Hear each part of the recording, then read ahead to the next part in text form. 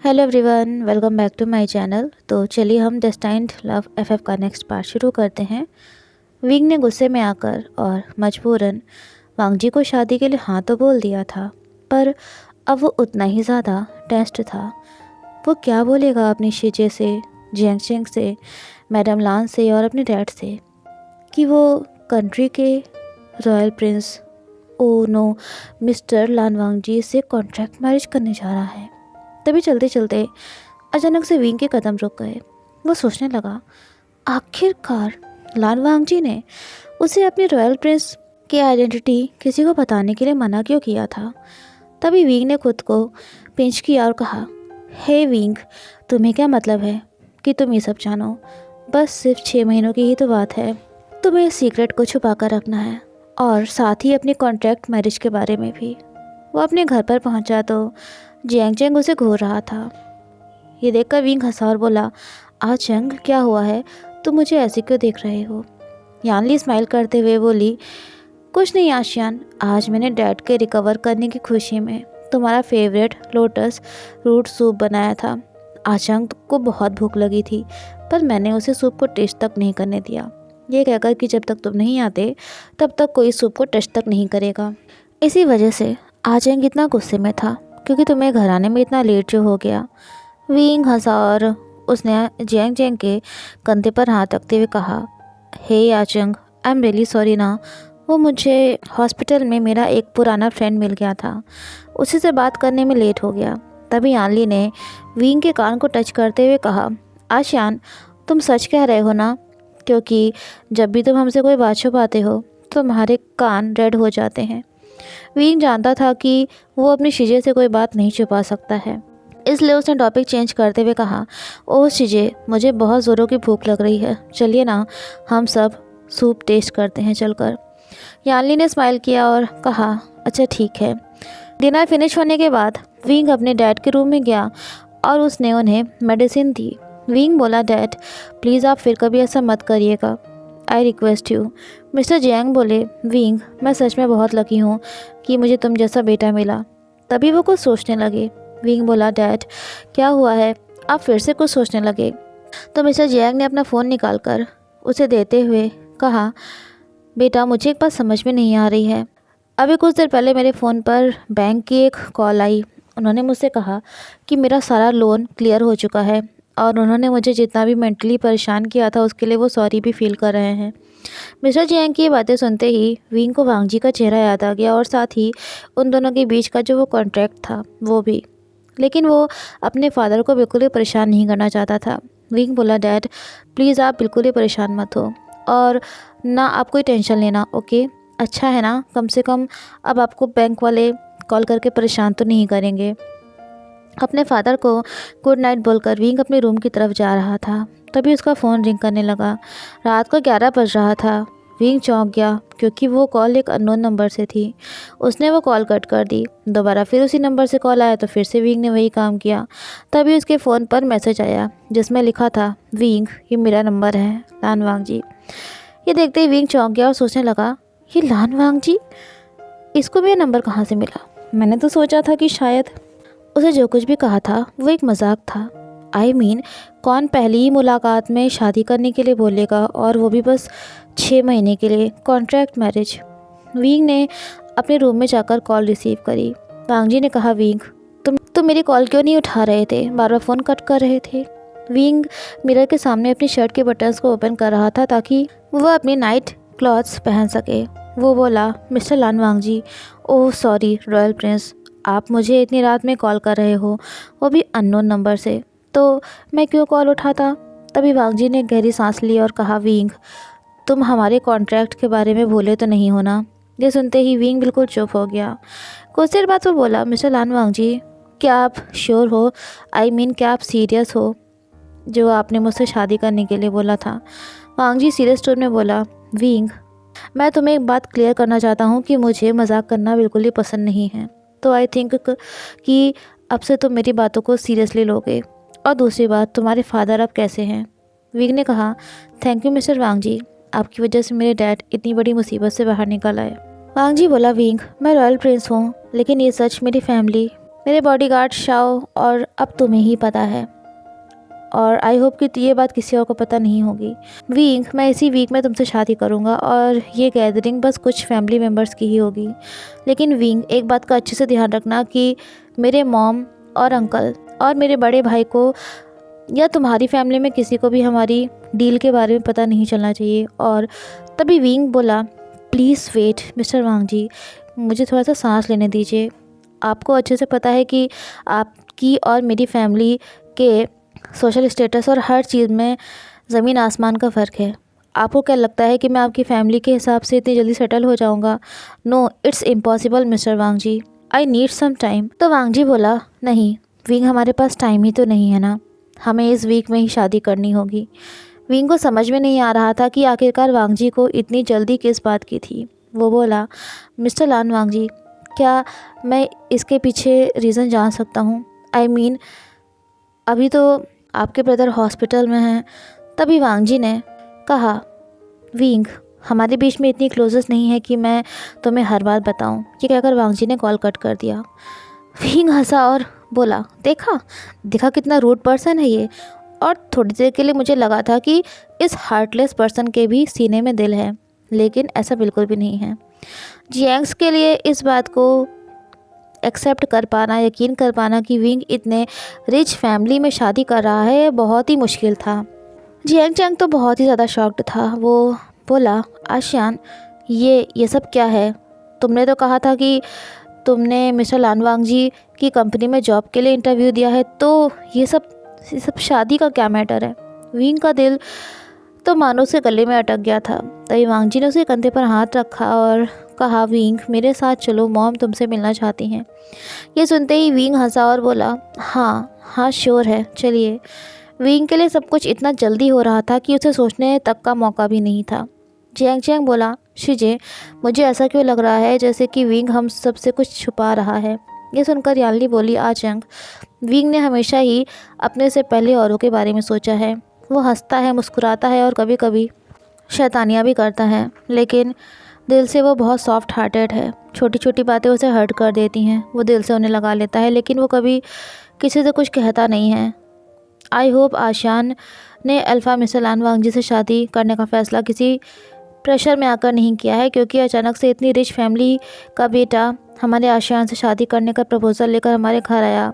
It's not something easy to believe, लेकिन मुझे पूरा यकीन है कि आशियान हर सिचुएशन को संभाल लेगा। वांग जी विंग का हाथ अपने हाथ में पकड़कर ले जा रहा था। तभी विंग बोला, मिस्टर लान, आपको मेरा हाथ पकड़े रहने की कोई ज़रूरत नहीं है, आप इसे छोड़ सकते हैं। यहाँ कोई नहीं है जिसके सामने हमें हस्बैंड वाइफ होने का नाटक करने की ज़रूरत पड़ेगी।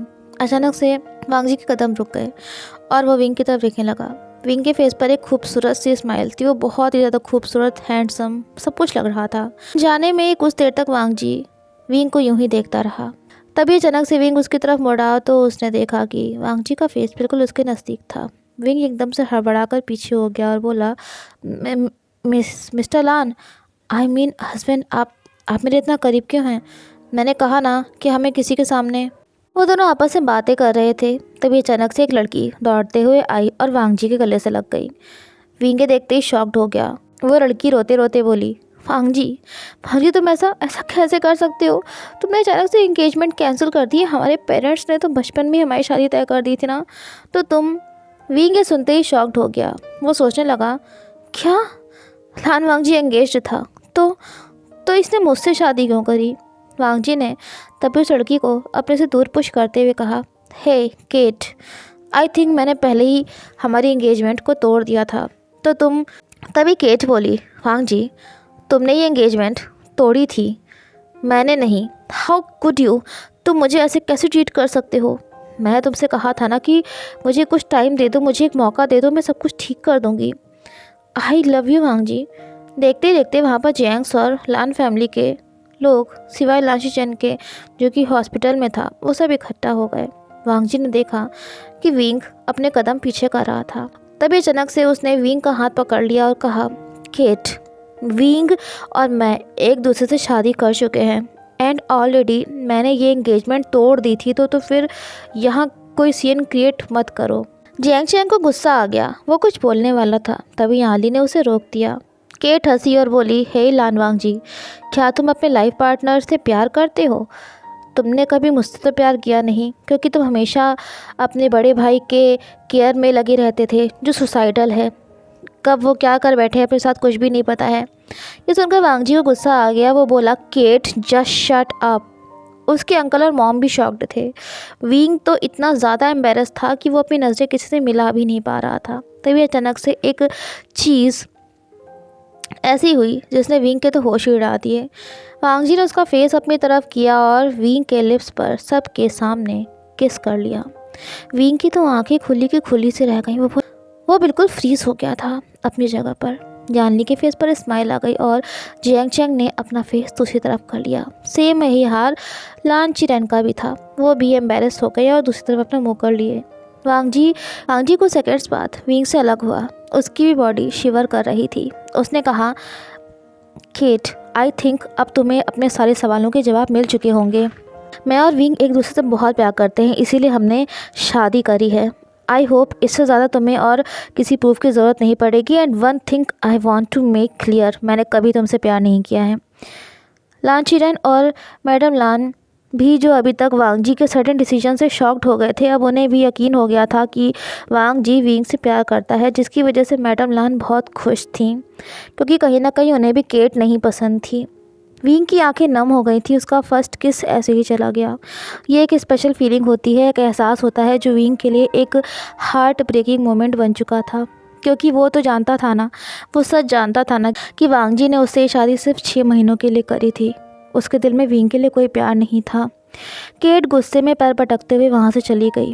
वांग जी ने गहरी सांस ली और जब उसने विंग की ओर देखा तो वो चौंक गया। विंग की आंखों से आंसू बह रहे थे। वांग जी ने उसका हाथ पकड़ा और कहा, विंग, आई एम सॉरी। वो मैं तभी विंग ने वांग जी की ओर देखा, लेकिन वो बोला कुछ भी नहीं। शाओशिंग चेन, वांग जी का बॉडीगार्ड, तभी वहाँ आया और उसके कान में कुछ बोला। वांग जी सुनते ही चौंक गया और बोला, विंग, सॉरी, लेकिन अभी मुझे हॉस्पिटल जाना होगा। प्लीज़ तुम मेरा वेट करना, मैं जल्दी ही वापस आऊँगा। उसके जाने के बाद विंग हंसा और बोला, अपने आप से बोला, मैरिज जो सभी के लिए इतनी खुशियाँ लाती है। लेकिन विंग को ये सब क्या देखना पड़ रहा था? पर वो किसी से बोल भी क्या सकता था, ये तो उसका खुद का फैसला था ना। यानली आई और बोली, आशान, वांग जी कहाँ हैं? तो विंग ने अपने आंसू पोंछते हुए कहा, शिजे, वो उनके बड़े भाई हॉस्पिटल में है ना, इसलिए वहीं से कॉल आई थी और इसीलिए उन्हें जाना पड़ा। यानली विंग के चेहरे की उदासी देखकर समझ गई थी। वो बोली, आशान, आई नो कि आज तुम्हारे लिए बहुत ख़ास दिन है, मेरा यकीन करो। वांग जी भी तुम्हें यहाँ यूँ अकेला छोड़कर नहीं जाना चाहता था। प्लीज़ आशान, अपनी वेडिंग डे पर इतना उदास मत हो।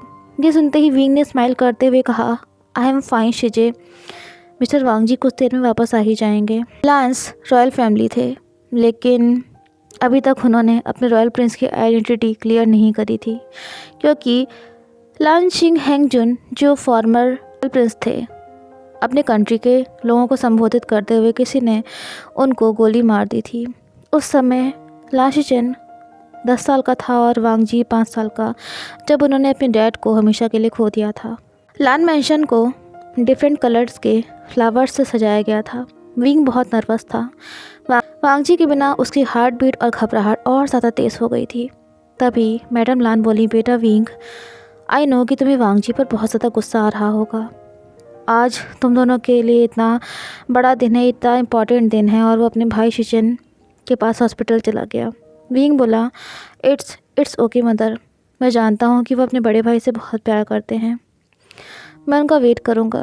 वांग जी के रूम को बहुत खूबसूरती के साथ सजाया गया था।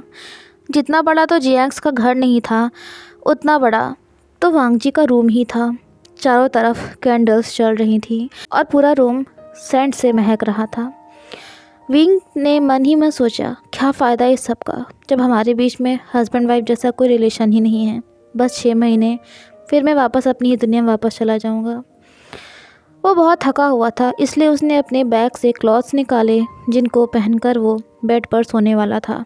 तभी विंग ने सोचा कि क्यों ना पहले वो शावर ले ले, ताकि उसे कुछ अच्छा महसूस हो। ये सोचकर विंग शावर लेने के लिए बाथरूम में चला गया। पर ये क्या, यहाँ तो उसे कुछ भी समझ में नहीं आ रहा था। हर चीज़ बिल्कुल मॉडर्न स्टाइल की थी और उसके घर में सिंपल सा शावर था। विंग ने सोचा, अब मैं क्या करूं? यहाँ तो समझ में ही नहीं आ रहा है कि शावर किससे ऑन होगा। वो इधर उधर जो स्विच थे उन्हें ऑन ऑफ करने लगा, पर किसी से शावर ऑन ही नहीं हो रहा था। लगभग 5 मिनट बीत चुके थे। विंग अब बहुत ज़्यादा फ्रस्ट्रेट होने लगा था। तभी अचानक से उसका हाथ एक बटन पर पड़ गया और बिल्कुल ठंडा पानी विंग के ऊपर गिरने लगा। विंग की तो जान ही निकल गई, उसके मुंह से चीख निकल गई। तभी किसी ने उसे अपनी तरफ खींचा और फिर शावर से पानी आना बंद हो गया। पानी बहुत ठंडा था और विंग पूरी तरह से भीग चुका था। तभी उसने महसूस किया कि वो किसी की बाहों में है। वो चौंक गया और जब उसने अपनी नज़रें उठाई तो देखा कि वहाँ पर वांग जी खड़ा हुआ था। वांग जी ने विंग को कसकर अपनी बाहों में थाम रखा था। विंग के होंठ थर थर काँप रहे थे। वांग जी बोला, विंग विंग तुम ठीक तो हो ना? आई एम सॉरी, मुझे ठंडे पानी से नहाना पसंद है और इसलिए टेम्परेचर उसी पर सेट था। विंग वांग जी की बाहों में था, इसलिए वांग जी की भी शर्ट भीग गई थी। तुरंत वांग जी से विंग दूर हुआ और बोला, आप अंदर कैसे आए? मैंने तो रूम लॉक किया था ना? वांग जी बोला, विंग मैं अभी अभी आया था, तभी अचानक से मैं तुम्हारी चीख सुनी। डोर अंदर से लॉक था, इसलिए मैंने स्पेयर कीज से रूम का डोर ओपन किया। तभी उसकी नज़र विंग के ऊपर गई। भीगने की वजह से उसकी इनर स्किन शो हो रही थी। शर्ट विंग की बॉडी से चिपक गई थी। वांग जी ने अपनी नज़रें तुरंत दूसरी तरफ कर लीं और एक टॉवल विंग को देते हुए कहा, विंग तुम अपने क्लॉथ्स चेंज कर लो, मैं तुम्हारा बाहर वेट कर रहा हूँ। ये कहकर वांग जी ने बाथरूम का डोर लॉक किया और वो जल्दी से बाहर निकल गया। उसकी हार्ट बीट बहुत तेज़ हो गई थी और चेहरा रेड हो गया था। वांग जी की आंखों के सामने से विंग का वो चेहरा और भीगी हुई बॉडी जा ही नहीं रही थी। उसने अपने फेस पर हाथ रखा तो उसे महसूस हुआ कि उसका पूरा फेस गर्म हो गया था। अनजाने में उसके फेरोमोन्स रिलीज होने लगे थे। तभी अचानक से बाथरूम का डोर ओपन हुआ। विंग अपने क्लॉथ्स चेंज कर चुका था और अपने हेयर्स को टॉवल से सुखा रहा था। एक बार फिर से वांग जी का दिल उसे देखते ही बहुत तेज़ी से धड़कने लगा। अचानक से विंग चलते चलते रुक गया। वो बोला, मिस्टर लन, आपके फेरोमोन्स। लेकिन वांग जी तो मानो अपने कंट्रोल में ही नहीं था। वो विंग की तरफ बढ़ने लगा। विंग चौंक गया और अपने कदमों को पीछे की तरफ ले जाने लगा। वो बहुत घबरा गया था। विंग बोला, मिस्टर लन, आप मेरी तरफ क्यों आ रहे हैं? प्लीज़ रुक जाइए वहीं पर। लेकिन वांग जी उसकी तरफ बढ़ते ही जा रहा था। उसके अल्फ़ा फेरोमोन्स और ज़्यादा स्ट्रॉन्ग हो रहे थे, जिसकी वजह से विंग वीक होने लगा था। तभी वो लड़खड़ा कर बेड पर गिर गया और तेज़ आवाज़ में बोला, वांग जी। इस बार वांग जी अपनी जगह पर रुक गया, मानो वो होश में आया हो। जब वो अपने सेंसेस में आया तो उसने देखा कि वो बेड पर था और विंग के ऊपर था। सो फ्रेंड्स, ये पार्ट यहीं पर एंड होता है। मिलते हैं नेक्स्ट पार्ट में। Till then take care and have a nice day.